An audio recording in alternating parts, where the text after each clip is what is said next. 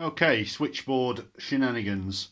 This is a standard switchboard, apart from the fact that it's got a 150 amp fuse in, because I'll be using the current hack, and it has the normal connection points on the back, as you can see. So we have positive here, negative there, then a positive next to it, and then the other negative there. So I have to make some tails to connect to these from the LTO packs, and I want, obviously this switchboard is going to be mounted in its stock position on the end of the battery. So here we have my LTO packs in their positions with some tails sorted out and measured, etc., and soldered and connected. Well, I'm not actually connected to the batteries yet. So we have a positive tail here. This is the goes to this position here. This is the positive for the first connector. And a negative tail here. That comes round to this point here. Then we have another positive tail here. And finally we have the top negative tail, which goes here. So the pack will be split in exactly the same way as the standard pack, which I like. I like to try and retain that safety split. And what you'll see, if you don't look too closely at the mess in here, because this is, remember, this is my recycled old pouch cell pack, and I used expanding foam and all sorts of stuff when I was doing that.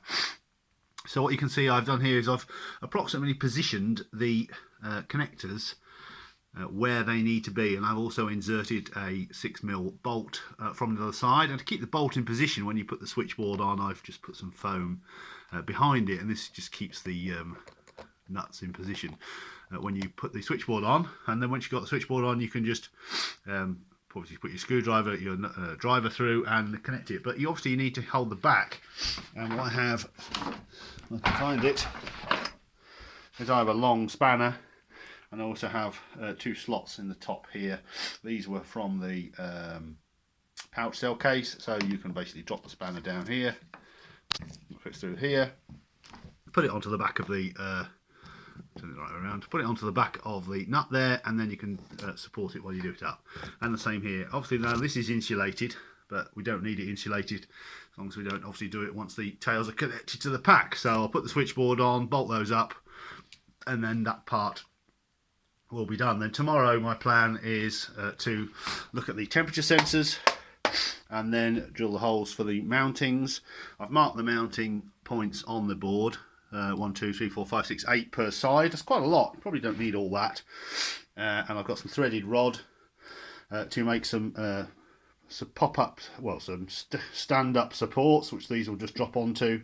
And probably you really should have some spacers on these as well, but for my temporary mounting, I'm just going to use the threaded rod up through the bottom, and that will be that. So we're inching slowly forward. You can see I've glued these, and I've also bolted these boards onto the sides now, just so that they're more secure. And it's all nice and safe. The wires are all nicely insulated. We have these nice connectors that have been found to fit these well.